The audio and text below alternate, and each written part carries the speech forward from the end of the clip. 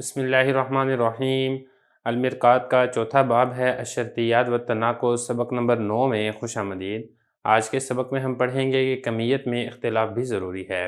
عبارت دیکھ لیں۔ لابد فی التناقض فی المحصورتین من کون القضیتین مختلفتین فی الکم اعنی الکلیۃ والجزئیۃ فإن کان احداہما کلیۃ تکون الاخری جزئیۃ لأن الکلیتین قد تکذبان کما تقول کل حیوان انسان ولا شیء من الحیوان بانسان والجزئیتین قد تصدقان كقولك بعض الحیوان انسان وبعض الحیوان لیس بانسان ویکون ذلك فی کل مادۃ یکون الموضوع اعم فیہا۔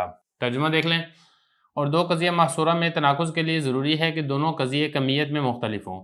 میں مراد لیتا ہوں کمیت سے کلیت اور جزئیت۔ اگر ان دونوں قضیوں میں سے ایک قضیہ کلی ہے تو دوسرا قضیہ جزئی ہو، اس لیے کہ دو کلی قضیے کبھی دونوں جھوٹ ہوتے ہیں، جیسا کہ تیرا قول کل حیوان انسان ولا شیء من الحیوان بانسان، اور دو جزئیے کبھی دونوں سچے ہوتے ہیں، جیسا کہ تیرا قول بعض الحیوان انسان و بعض الحیوان لیس بانسان، اور یہ ہر ایسے مادہ میں ہوگا جس میں موضوع عام ہو۔ عبارت ہو چکی ہے، ترجمہ ہو چکا ہے، اب چلتے ہیں اس کی تشریح کی طرف۔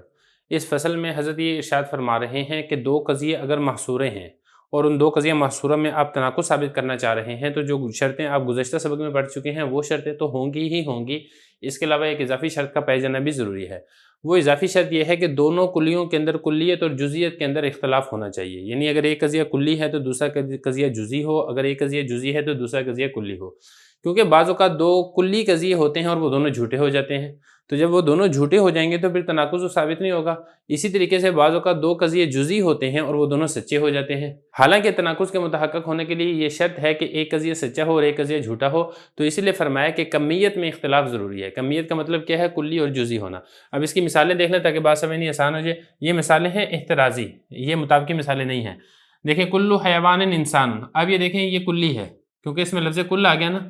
پہلے قضیے کے اندر موضوع کے کل افراد پر حکم لگ رہا ہے انسان ہونے کا، اور دوسرے قضیے میں موضوع کے تمام افراد سے نفی ہو رہی ہے، تو یہ موجبہ کلیہ ہے، یہ سالبہ کلیہ ہے، اور یہ دونوں قضیے ہی کاذبہ ہیں، کوئی بھی سچا نہیں ہے۔ تو دونوں اگر کلی ہیں تو پھر دونوں ہی جھوٹے ہو گئے، جب دونوں جھوٹے ہیں تو پھر تناقض تو نہیں ہو سکتا، کیونکہ تناقض میں ایک سچا اور ایک جھوٹا ہوتا ہے۔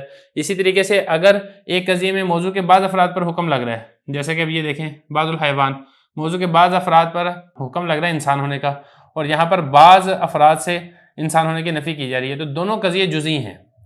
تو جب دونوں قضیے کے اندر جز کے اوپر حکم لگ رہا ہے تو یہ دونوں ہی سچے ہیں، یہ بھی سچا ہے یہ بھی سچا ہے، جب دونوں سچے ہیں تو پھر اس میں تناقض تو نہ پایا گیا۔ تو یہ حضرت نے فرمایا کہ اگر دو قضیے محصورہ ہیں تو تناقض تب تک ثابت نہیں ہوگا جب تک ان کے اندر کمیت میں اختلاف نہ ہو، یعنی ایک کلی ہو اور دوسرا جزئی ہو۔ یہ عبارت میں ارشاد فرمانے ذرا عبارت دیکھیں۔ فرما رہے ہیں کہ تناقض میں ضروری ہے دو قضیہ محصورہ میں کہ دونوں قضیے یہ مختلف ہوں کمیت میں۔ کمیت سے مراد کیا ہے؟ کلیت اور جزئیت۔